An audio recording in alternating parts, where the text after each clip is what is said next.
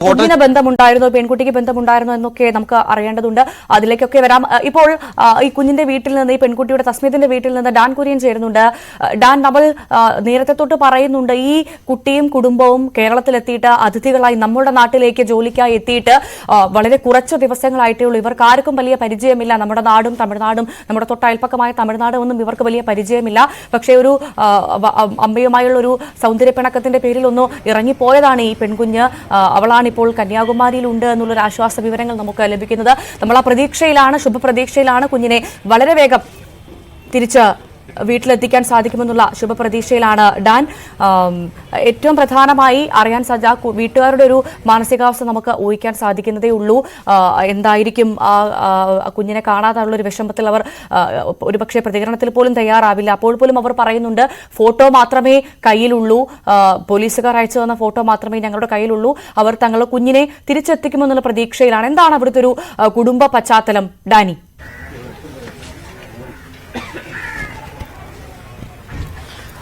ഇവരിവിടേക്ക് എത്തിയിട്ട് ഏതാനും ആഴ്ചകൾ മാത്രമേ, ഞങ്ങളിപ്പോൾ നിൽക്കുന്ന കഴക്കൂട്ടത്തെ ബ്ലോക്ക് ഓഫീസിന് സമീപത്തെ ഒരു വീട്ടിലേക്ക് ഇവർ എത്തിയിട്ട് ഏതാനും ദിവസങ്ങൾ മാത്രമേ, ആഴ്ചകൾ മാത്രമേ ആയിട്ടുള്ളൂ എന്നാണ് നമുക്ക് മനസ്സിലാക്കാൻ കഴിയുന്നത്. മാത്രവുമല്ല, ഭാഷയുടെ പരിമിതികളുണ്ട്.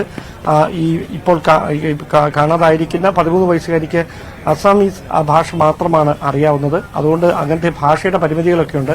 അതിനിടയിൽ ഇവരെ ഈ സമീപത്തുള്ള ഇവരുടെ ഒരു വിദ്യാഭ്യാസം, മികച്ച വിദ്യാഭ്യാസം നൽകണമെന്നൊരു കുടുംബത്തിന്റെ മാതാപിതാക്കളുടെ താല്പര്യത്തിന്റെ അടിസ്ഥാനത്തിലാണ് അവർ ഇവിടേക്ക് താമസം മാറി എത്തിയെന്നാണ് ഞാൻ അറിയുന്നത്. ഈ 13 വയസ്സുകാരിയുടെ ഇളയ സഹോദരി പഠിക്കുന്ന സ്കൂളിന്റെ ഹെഡ്മാസ്റ്റർ മനോജ് എന്നോടൊപ്പം ചേരുകയാണ്. അദ്ദേഹം തന്നെയാണ് ഈ തസ്മയ്ക്ക് 13 വയസ്സുകാരിക്കും സമീപത്ത് തന്നെയുള്ള സ്കൂളിൽ കഴിഞ്ഞ ഏതാനും ദിവസങ്ങൾക്ക് മുമ്പ് അഡ്മിഷൻ എടുത്തു കൊടുത്തത്. നിങ്ങൾക്ക് ഈ ഒരാഴ്ചത്തെ പരിചയമുള്ളോ ഈ കുടുംബം? എങ്ങനെയാണ്? ഒരാഴ്ചയേ ഉള്ളൂ. ഇവിടെ വാടകയ്ക്ക് വന്ന ഉടനെ ഇതിന്റെ ഓണർ എന്നെ സമീപിച്ചു. സാധാരണ ഒരു 10-15 വർഷമായിട്ട് ഇവിടെ ഈ ടെക്നോ പാർക്കൊക്കെ വന്നതിന് ശേഷം അന്യഭാഷ സംസാരിക്കുന്നവരുടെ മക്കൾ ധാരാളമായി വരാറുണ്ട്. അപ്പൊ അതുകൊണ്ട് ഞങ്ങൾ അവിടെ ഇങ്ങനെ കളിച്ചു നടക്കാതെ വിദ്യാഭ്യാസത്തിൽ ശ്രദ്ധിക്കുന്നതിന് വേണ്ടി എന്റെ സ്കൂൾ, അല്ലെങ്കിൽ ഇപ്പൊ അത്തിക്കൂടെ മുതിർന്ന 4ാം ക്ലാസ് വരെ എന്റെ സ്കൂളിലുള്ളൂ, മുതിർന്ന സ്കൂൾ കുട്ടികളെ പഠിപ്പിക്കുന്നതിന് സ്കൂളിലേക്ക് അയക്കാറുണ്ട്. അതിന്റെ ഭാഗമായിട്ടാണ് കഴിഞ്ഞ ആഴ്ച കൊണ്ട് ചേർത്തത്. എവിടെയാണ് ഈ കാണാതായിരിക്കുന്ന ഈ തസ്മിയെ എവിടെയാണ്, ഏത് സ്കൂളിലാണ് ചേർത്തത്? കണിയാപുരത്തുള്ള മുസ്ലിം ഹൈസ്കൂൾ. ഇവിടുന്ന് ഏകദേശം 1 കിലോമീറ്ററിനകത്തേ ഉള്ളൂ. അവർ അഡ്മിഷൻ കൊടുത്ത് 2 ദിവസം പോയി. പിന്നെ ഇന്നു മുതൽ പോകാൻ വേണ്ടി യൂണിഫോം ഒക്കെ റെഡിയാക്കി പോകാൻ വേണ്ടി തയ്യാറെടുക്കുകയായിരുന്നു.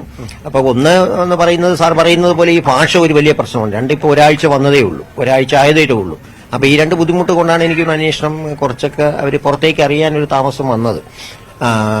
മറ്റ് സാധാരണ ഈ അന്യഭാഷ തൊഴിലാളികളുടെ തൊഴിലാളികളും ധാരാളമായി താമസിക്കുന്നത് കൊണ്ട് ഒരുപാട് നമ്മളുമായിട്ടൊക്കെ മിങ്കിൾ ചെയ്ത് സാധാരണ വരുന്നതാണ്. അല്ലെ, ഇവരുടെ ഒരു കുടുംബ പശ്ചാത്തലം നിങ്ങൾ മനസ്സിലാക്കുന്ന വെച്ചാൽ എങ്ങനെയാണ്? ഞങ്ങളോട് പറഞ്ഞത് 3 മക്കളേ ഉള്ളൂ. അതിൽ മൂത്തതാണ് ഈ കാണാതെ പോയത്. രണ്ടാമത്തത് ഇപ്പം 5ാം ക്ലാസ്സിൽ ഇപ്പൊ ചേർത്ത കുട്ടി. പിന്നെ ഉള്ളത് 3ാമത്തെ പെൺകുട്ടി 2ാം ക്ലാസ്സിൽ പഠിക്കുന്നു. പിന്നെ അവർക്ക് ജോലിയില്ല. അൽസാജ് എന്ന ഹോട്ടലിൽ ഹസ്ബൻഡിന് ജോലി ഉണ്ടായിരുന്നു, ജോലി പോയി. അപ്പൊ താൽക്കാലികമായി എന്തെങ്കിലും സംവിധാനം ജോലി വേണം എന്ന് പറഞ്ഞപ്പോഴാണ് നമ്മൾ അവിടെ ഒരു തോട്ടത്തിൽ, സ്കൂളും അതിന്റെ പൂർവ്വ വിദ്യാഭ്യാസം ഒരു തോട്ടമുണ്ട്, അതിലേക്ക് താൽക്കാലികമായി നിർത്തിയത്.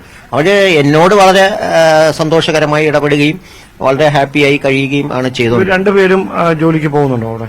2 പേരും ജോലിക്ക് വരുന്നുണ്ട്. ഈ കുട്ടികളെ കൃത്യമായി സ്കൂളിൽ അയക്കുന്നുണ്ട് എന്നാണ് മനസ്സിലാക്കാൻ പറ്റിയത്. മറ്റു വിവരങ്ങളൊന്നും നിങ്ങൾക്ക് അറിയാൻ പറ്റിയിട്ടില്ല? ഇല്ല, ഒന്നും അറിയാൻ പറ്റിയിട്ടില്ല.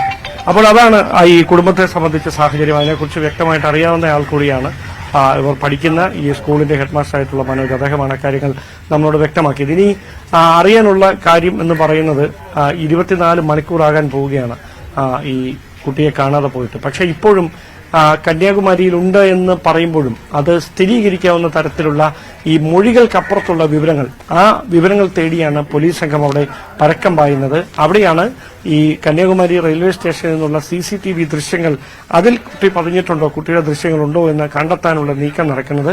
അങ്ങനെ ഉറപ്പിക്കാൻ കഴിഞ്ഞാൽ പിന്നെ ആശ്വാസകരമാകും. കാരണം അവിടെ കൃത്യമായി ആ സ്ഥലം തന്നെ ലൊക്കേറ്റ് ചെയ്തുകൊണ്ട് പരിശോധനകൾ നടത്താൻ കഴിയും. പക്ഷെ അങ്ങനെ ഉറപ്പിക്കാൻ പൂർണ്ണമായി കഴിയാത്ത ഒരു പശ്ചാത്തലം ഉണ്ട് എന്നാണ് നമുക്ക് ഏറ്റവും ഒടുവിൽ ലഭ്യമാകുന്ന വിവരം.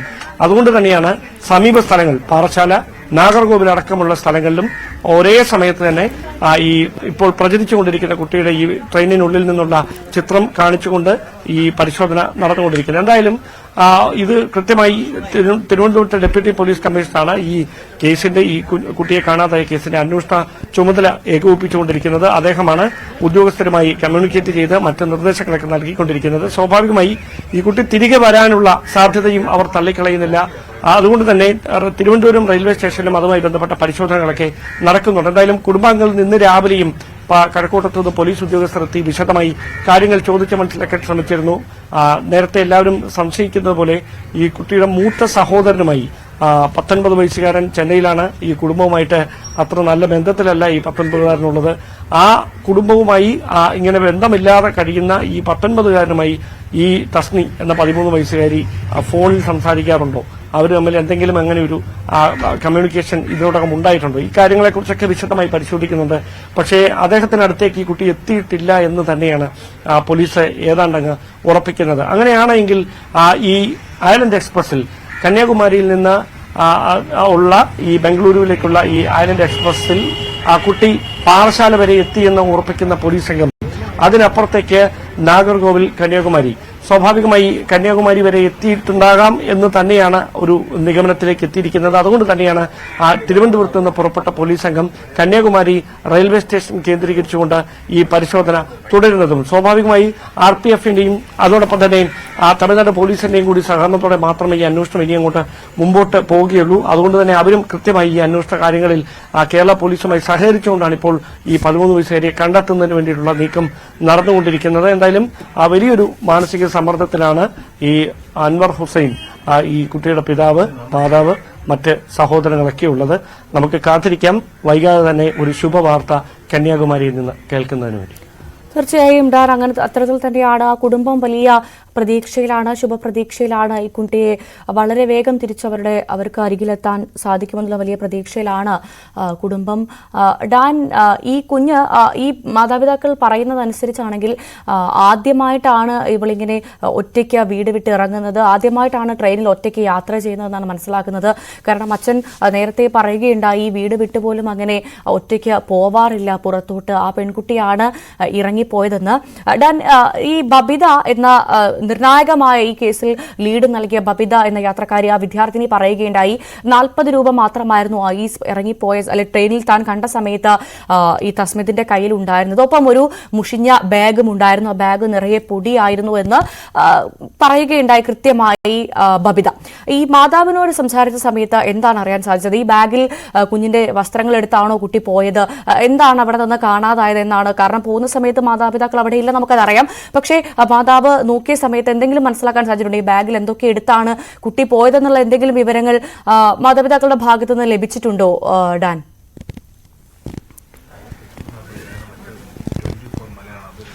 അവരത്തരം കാര്യങ്ങളെക്കുറിച്ചൊന്നും സംസാരിച്ചിട്ടില്ല. പക്ഷേ അധികം സാധനങ്ങളൊന്നും ഈ കുഞ്ഞിന്റെ കൈവശമില്ല. ഇതിന് കുട്ടിയുടെ കൈവശം 40 രൂപ കയ്യിൽ മടക്കി പിടിച്ചിട്ടുണ്ടായിരുന്നുവെന്ന് ഈ ബബിത പറയുമ്പോൾ അതിനപ്പുറത്തേക്ക് കയ്യിൽ എവിടെയെങ്കിലും ഈ എന്തെങ്കിലും അധികമായി പൈസ കൈവശം ഉണ്ടായിരുന്നോ, ഒളിപ്പിച്ചു വെച്ചിട്ടുണ്ടോ, കൈവശം കരുതിയിരുന്നോ, സൂക്ഷിച്ചിരുന്നോ, അതൊന്നും അറിയത്തില്ല. പക്ഷേ അങ്ങനെ അധികം പൈസ കൈവശം ഉണ്ടാകാനുള്ള ഒരു സാധ്യതയും കാണുന്നില്ല. അതുകൊണ്ട് തന്നെ അധിക സമയം ഈ കുട്ടിക്ക് ഭക്ഷണം കഴിക്കാനോ അല്ലെങ്കിൽ പൈസ കൊടുത്ത് ഭക്ഷണം കഴിക്കാനോ തിരികെ അവിടെ നിന്ന് ഒരു ഓട്ടോ കയറി മറ്റൊരു സ്ഥലത്തേക്ക് പോകാനോ അതിനുള്ള പണമോ അതിനുള്ള സാഹചര്യമോ ആ കുട്ടിക്കില്ല.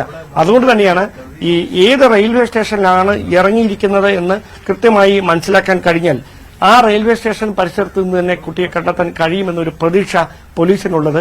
അവിടെയാണ് ഇപ്പോൾ നടത്തിക്കൊണ്ടിരിക്കുന്ന ഈ കന്യാകുമാരി കേന്ദ്രീകരിച്ചുകൊണ്ട് നടത്തിക്കൊണ്ടിരിക്കുന്ന ഈ തെരച്ചിൽ പരിശോധന അത് കൂടുതൽ പ്രതീക്ഷ നൽകുന്നത്. അവിടെ കന്യാകുമാരിയിലേക്ക് തന്നെ എത്താനുള്ള ഒരു സാധ്യതയുണ്ട് എന്നൊരു വിലയിരുത്തലിലാണ് രാവിലെ മുതൽ തന്നെ വ്യാപകമായ പരിശോധന നടക്കുന്നത്. അതിനിടയിലാണ് ഓട്ടോ ഡ്രൈവർ അടക്കം ഇന്ന് പുലർച്ചെ 4 മണിയോടെ കുട്ടി അവിടെ കണ്ടിരുന്നുവെന്ന് മൊഴി നൽകിയത്. പക്ഷേ വിശദമായി കാര്യങ്ങൾ ചോദിച്ചറിയുമ്പോൾ ആ മൊഴിയിലും അവ്യക്തതയുണ്ടായി. തുടർന്നാണ് ആ മൊഴിയുടെ പിൻബലത്തിൽ മുമ്പോട്ട് നീങ്ങേണ്ടതില്ല, അതിനപ്പുറത്തേക്ക് സാധൂകരിക്കാവുന്ന മറ്റ് വിവരങ്ങൾ, മറ്റ് ദൃശ്യങ്ങൾ, മറ്റ് തെളിവുകൾ കണ്ടെത്താൻ കഴിയുമോ എന്ന് പോലീസ് പരിശോധിക്കുന്നത്.